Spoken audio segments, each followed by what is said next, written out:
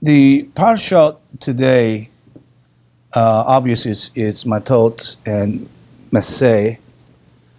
Chapter 30 is where we'll start. Tomorrow will be the integrated dialogue about the two. But my words are going to be pointing to this idea of Matot. Desire, is it evil or good, or is it good or bad? Desire. Because what we find is that with the three major subjects in Matot doesn't seem to even connect to Masei, but there is absolutely a connection between these two parashas, and we're going to find out. The reading begins in verse 2 through 17, talking about getting together the heads of the tribes on the subject of voluntary vows and oaths. The second subject is the war with Midian, that completes the narrative about the seduction of the Israelites, and we learned in last week's text is the parshas with Pinchas, and its narrative in which Pinchas saved the life of many of the Israelites by killing Zimri and Cosby. The second, the woman at the end, the Midianite woman at the end of the Parshas Belach and the beginning of Parshas Pinchas, and the account of Matot includes the description of the battle itself.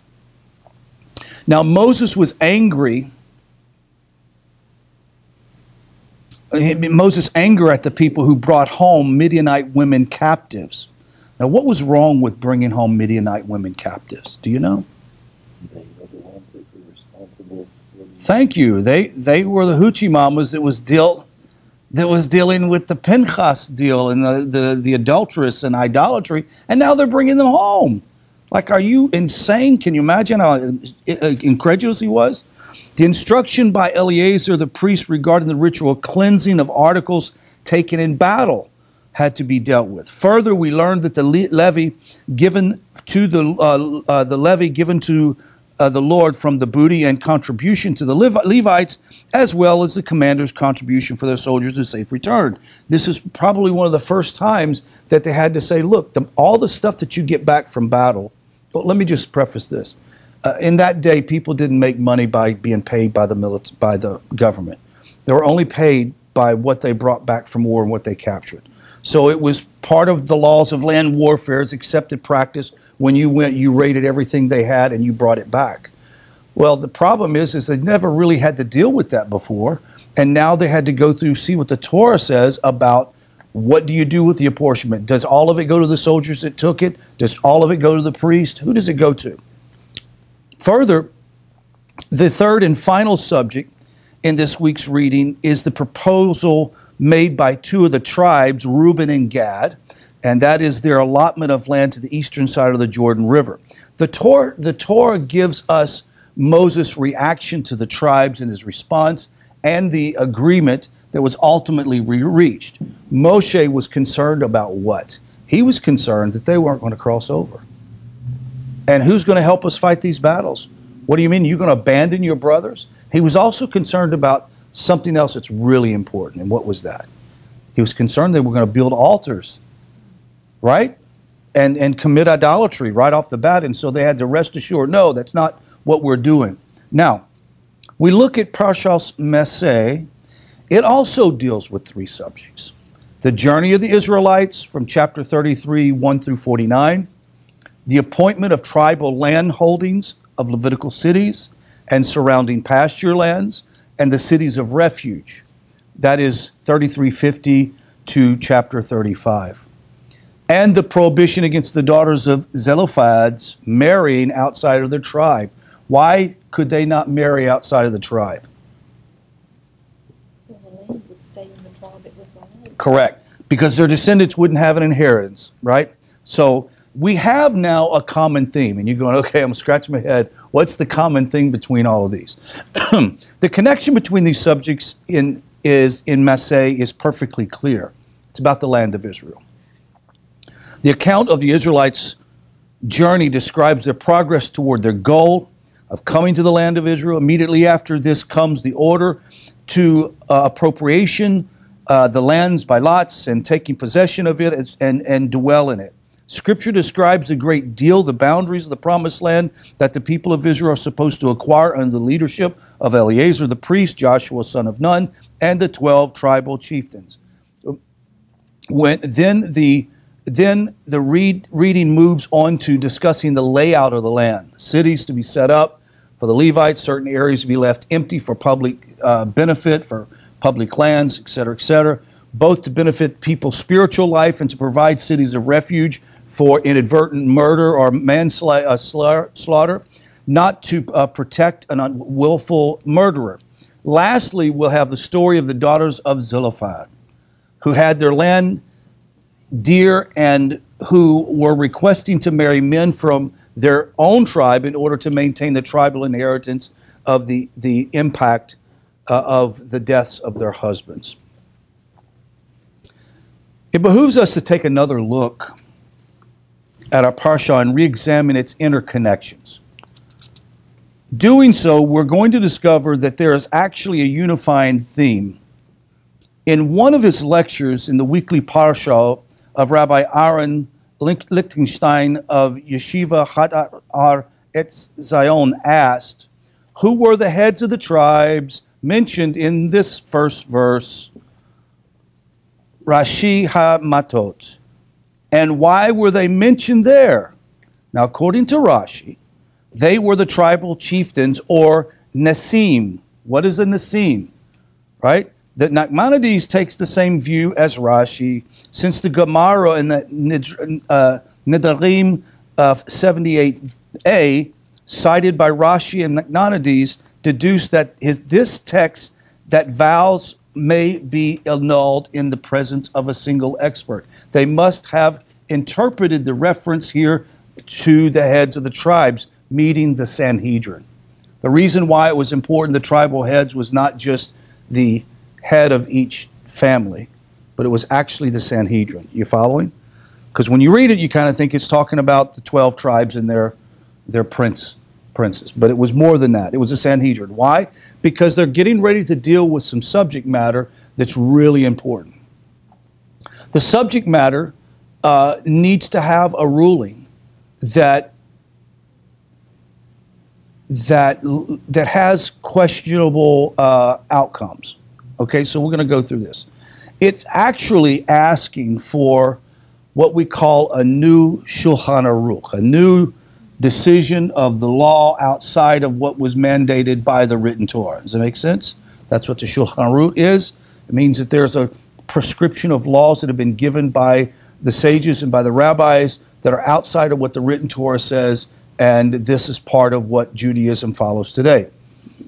Contrary to Rashbam's interpretation that the passage at the opening of Matot refers to vows concerning offerings and for the altar, and is a continuation of holiday offerings mentioned at the end of Parshas Pinchas, Rabbi Lichtenstein concluded that there is support for the approach taken by Rashi and Nachmanides, that the vows and the oaths which are referred to in this week's reading belong to the realm of the voluntary, not the obligatory.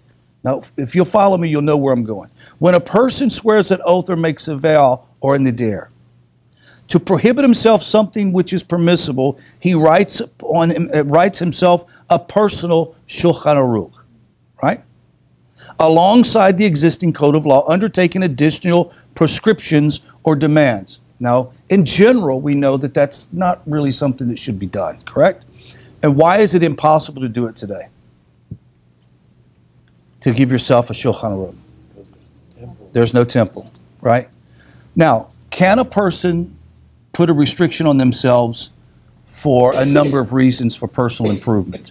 Yes, of course, okay? And we'll get into that. Apparently, the assistance of the head of the tribes is most essential in this regard, and the boundaries and the requirements in all the concerns the existing Shulchan Aruch are clear, and the function of the Torah scholars in regard is clear as well. To elucidate the requirements, Whenever doubt arises on how a command should be understood, they must deliberate and consider the intention of the verse and determine how one could behave in practice. They may also add regulations of their own in order to remove stumbling blocks from the path of the public to steer them away from certain dangers. Let's talk about voluntary prescriptions, proscriptions. This is not the case in the realm of voluntary undertakings. In this realm, there are no well-defined rules. Anyone may add restrictions to themselves at any time as they see fit. Precisely in such a manner, it is important to consult an authority. Before we make place restriction on ourselves, we should consult a rabbi and ask him, is this something I should put on myself? And at the same time, if you make a decision not to consult a rabbi can come and tell you to stop it, and you would not be breaking a vow. The basis for making vows turns out to be one thing that Maimonides calls human desire. Human desire. Which would go back to answering the question, is desire good or bad? I had someone propose to me a question this morning of whether decisions that you make are good or bad, or, is decisions evil or good? And I said, they're neither, they're just decisions. And he says, so if that's the case, then that means that everything that you do, as long as you feel good about it, it should be fine. And I said, well, let's put this in perspective, because no, that's not the case. I said, what if it felt good that I went and decapitated every dog in my neighborhood? I had to be graphic with this person because he wouldn't understand. And he goes, oh, that's terrible. Okay, that makes me feel good. And he goes, well, that's not what I meant. I said, well, I understand. But when you say it, that's how it's perceived. It's not about what makes me feel good. Therefore, the decision must be good if it felt good. That is a really bad postscript, right? So what you say is there is a set of defined values and moral principles that guides every human being in the world. Don't steal, don't rape, don't take, treat people with justice. They're pretty simple. And even an atheist, along with the most religious person, the Sheva Mitzvot, even an atheist has no issue with following these things and having some set of moral guidelines. Outside of that is the realm of desire and decision. And it's not good or bad. Now, if you decide to do something or you desire to do something that leads to a bad result, then you might want to change what you desire to do. But it doesn't mean that just because you got a bad result is an evil or negative or things that I shouldn't do. One of the things we hear all the time from people, what do you think God wants me to do with my life? Right? It's the most common thing. What does God want me to do with my life?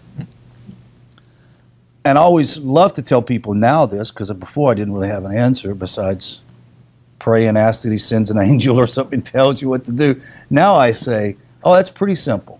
Enjoy it. Enjoy your life. Live it fullest. Study all the time to know God. Treat your fellow with loving kindness and you'll be all right. I'm like, well, that's a little too easy. It's not that. That's not hard.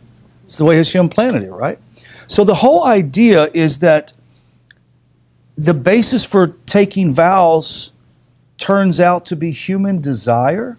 Yes, but let's look. Human desire is also brought up in several other places. How about the incidents in which the soldiers came home with all of the treasures and booty? Do you think they didn't have the desire to bring home as much wealth as they could to their family? Of course. But at the same time, what put all of that in check? Well, it wasn't theirs to do, but the Torah had prescription for it. Would you not think all the Levites would be rubbing their hands with glee, thinking, woo, the treasures that's coming home? Of course they would be excited about it. Everybody's desire. Is that bad to desire to want to have these abundances? No, not at all. Nothing bad with it at all. Not evil. As long as it's done within the prescription of what the Torah lays out. Now, it says a person who has taken vows in order to correct his outlook and improve his ways is praiseworthy. Let's first talk about the desire to become a better person. A desire to become a better person. For example, a person who uses to be what do you call it, a food taster, or like a what do you call it, expert that goes in a restaurant? He's a food critic. Thank you. A food critic, and took a vow not to eat meat for 2 years because he felt like he's overindulging. Is there anything wrong with that? Of course not. How about a person who drinks excessively, decides, you know what, I'm getting off alcohol. I know it's not a sin, but I'm not drinking for the next 6 months, and maybe decide I'm swearing off forever except for Shabbos. Nothing wrong with it. As a person used to seek bribes, he stays away from riches that keep sort of drawing him in to want more. In this spirit, one could say that every individual should be judged of himself in order to overcome his cravings. Thereby, one can see the thread that ties together the subjects of Parashas, Matot, and Masei. Those basic cravings against which a person must struggle, whether it's the land I receive, whether it's a part of my inheritance, I would rather be here instead of there. All of these things have to come back to proper consultation. And in reality, there's nothing wrong with desire. And that's why I wanted to make sure I title it in such a way that people think, well, maybe there is something wrong with desire. Well, in reality, desire in and of itself, nothing wrong with it at all. Nothing. It's a very beautiful thing to have a desire. It's wonderful to have desire for wealth. It's healthy relationships, those kinds of things. But where it becomes a negative thing, not evil, where it becomes a negative thing is the outcome that is not followed according to what the Scripture says in our life. Period. Returning from battle, the soldiers lusted after the women of Midian. They had desire for these women. They failed when they kept the women alive who caused them to stray. Rashi noted of Numbers 31:15, he says, yet they were the very ones. This is to tell us that they recognized them. It was the actual very women that were participating. It wasn't just the women of Midian. It was the actual women. This is the women through whom so-and-so fell into sin. So he said, hey, we could take her home with us. Next, Israelites fell into sin because of greed as the Midianites' possessions. Immediately, since according to the Torah, any kitchen article that was not used in the past day is deemed fit for use. Therefore, instruction had to be given to make their housewares kosher. This also enables us to understand the levy to the Lord and half of the booty and the offering given to the Lord from the jewelry of the Midianites. The Lord wished to teach them that not all the booty or possessions and material things belong to them, and that a fraction had to be given to the Lord and a fraction to the rest of the people. This was a lesson to the army commanders, leading them to understand atonement had to be made for the lusting of the Moabite women, which remained a rule until the modern times of war. Let's talk about the pursuit of wealth and desire. We'd all like to be wealthy. Wouldn't it be nice? I don't know if I'd like the responsibility of being really wealthy. If you're going to be rich, you're going to have to work for it, and there's responsibility. I would think so. I really do believe so. It's a much bigger test to be wealthy. In spite of all of this, at the end of the week's reading, we come across another example of lust, this time in pursuit of wealth. The Reubenites and the Gadites preferred the Transjordan to the Promised Land. We learn about the difference between the two banks of the Jordan River from Joshua 22:19. States, if it is because the land of your holding is unclean, cross over to the land of the Lord's own holding, where the tabernacle of the Lord abides, and acquire holdings with us. But do not rebel against the Lord by building yourselves your own altars other than the altar of the Lord your God. Their lust for money caused them to lose even the most basic value, caring for their livestock than for their family. How do we know that? It's mentioned first. We will take and build shelter for our livestock, lands for our livestock, and then we'll build houses for our family.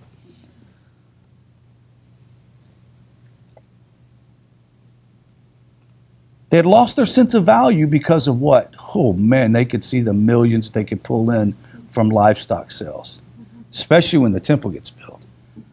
The whole idea will build land after conquering, after showing Moses that they had correct their sense of values. Did Moses comply to the request when they said, no, God forbid, we wouldn't do that. We wouldn't build altars. We'll go over, we'll leave our family here, we'll go over and we'll fight to conquer the land, and then we will return. The Gadites and the Reubenites answered Moses, your servants will do as the Lord commands. Our children, our wives, our flocks, and all of our livestock will stay behind in the towns of Gilead, while our servants and all those recruited for war cross over at an instance of the Lord to engage in battle as the Lord orders. So right off the bat, they were very succinct in what they would do.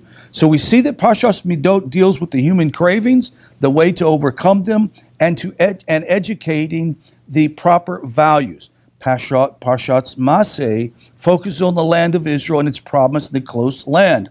Perhaps one could say, by way of homiletical interpretation, that there is a connection between the two readings. Overall, Parshas Masei provides the antidote to the problems that arise in Matot, as opposed to the reference to the Transjordan, which is defined as an unclean land. Parshas Masei presents the proper value, referring to the chosen land where the divine presence abides. For the very purpose of the exodus from Egypt was the reason to reach out to the land of Israel, in which I myself abide. So with all of this being said, we understand that something, in summary, teaches us about these two parshas that's important. Regarding craving in general, be it food, wine, or after kitchenware taken by the enemy, the desires are related, or for the riches obtained through plunder and booty. And Parshas Masei, the Torah teaches us that there are limitations and guidelines regarding journeys, the number to be taken on any day or year, regarding Levitical cities, what part of them are to be set aside for private use, what part of public use. There are boundaries to the cities of refuge beyond which the fugitive may not go without allowing his blood to be shed. In summary, the Torah emphasized that the way to self-restrain, to coping with the cravings of an individual, family, or community is through the Torah, through the laws of God. So is desire bad? No, as long as it is brought into the guidelines of what the Torah says. That concludes this shiur. We'll go into the Q&A period, or question and answer discussion period.